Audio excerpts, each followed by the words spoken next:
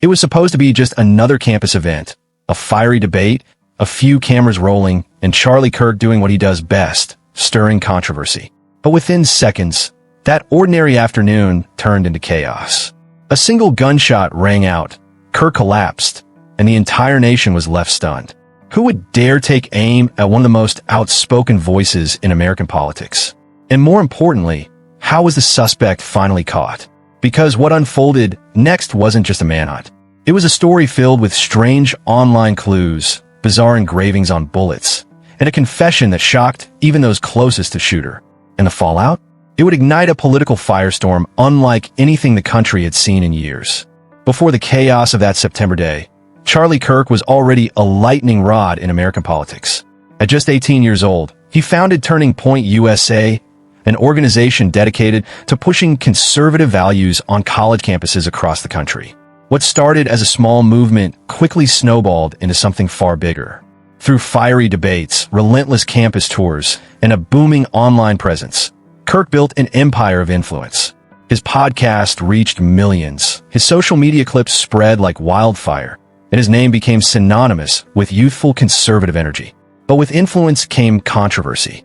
To supporters, he was a bold truth-teller standing up against the liberal establishment. To critics, he was a provocateur spreading division and hate.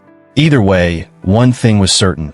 Kirk had positioned himself not just as a conservative voice, but as one of Donald Trump's most loyal allies. In fact, some reports even suggested Kirk played a key role in Trump's re-election strategy that made him a hero to one side and a target to the other.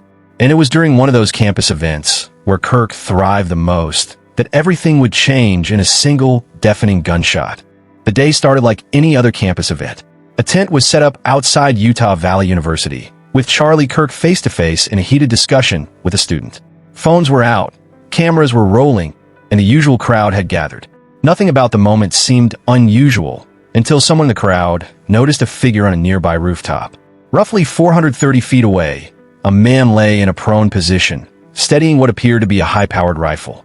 Within seconds, the unthinkable happened. A single shot cracked through the air, slicing across the campus. Kirk immediately fell, struck in the neck, as screams erupted and panic spread through the crowd. The scene was pure chaos. Students scrambled for cover, staff tried to push people to safety, and in the distance, the gunman could be seen sprinting off the roof in black clothing. Witnesses watched in shock as he leapt down into a nearby neighborhood and disappeared into the streets. Almost instantly, law enforcement swarmed the area. The event site became a lockdown zone. Helicopters circled overhead and a hunt for the shooter began. But what investigators uncovered next would turn this from just another shooting into a national obsession. Within minutes of the shot being fired, Utah Valley University transformed into the center of one of the largest manhunts the state had ever seen. Roads were sealed off, heavily armed officers swept the area, and the FBI quickly stepped in. The pressure was immense. Not only had a high-profile political figure been gunned down in public, but the attacker had managed to vanish into thin air. Authorities moved fast. Surveillance footage was released showing a man in black scaling down the roof and disappearing into the surrounding neighborhood. Photos of the suspect flooded news outlets, and the FBI announced a staggering $100,000 reward for any leads that could bring him in. Then came a breakthrough. Hidden in a wooded area near the scene, investigators discovered a high-powered bolt-action rifle. It wasn't just a random weapon. It appeared to be the very gun used in the attack. But the discovery only raised more questions. Had the shooter intentionally abandoned it as a diversion, or was he panicking and desperate to escape? Meanwhile, the pressure mounted. Two men were briefly taken into custody after being linked to the area, but within hours, both were released. No charges, no answers, and still, no suspect in hand. As the first 24 hours ticked by with no arrest, frustration spread across the nation. How could someone pull off such a brazen attack in broad daylight and still be out there? What no one knew was that the answer was already close, and it would come not from the streets, but from inside the shooter's own family.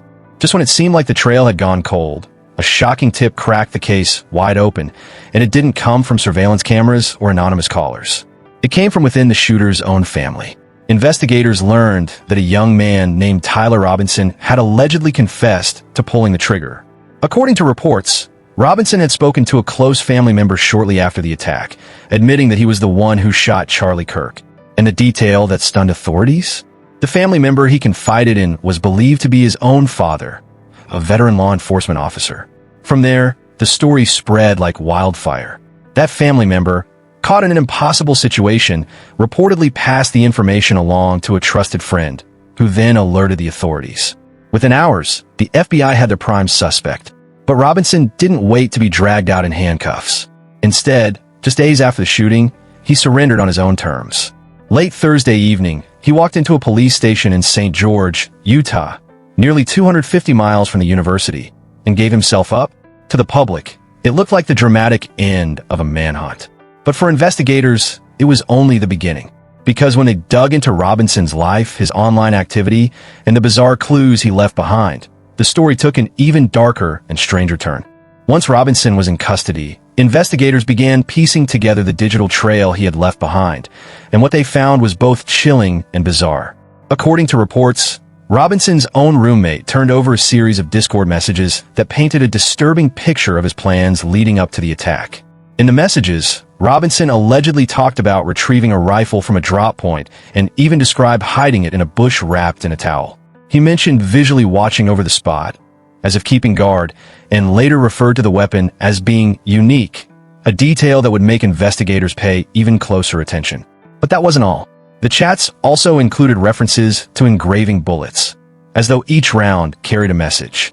He allegedly wrote about changing outfits to avoid recognition, almost like he was scripting out his own escape plan in real time. These weren't just throwaway lines.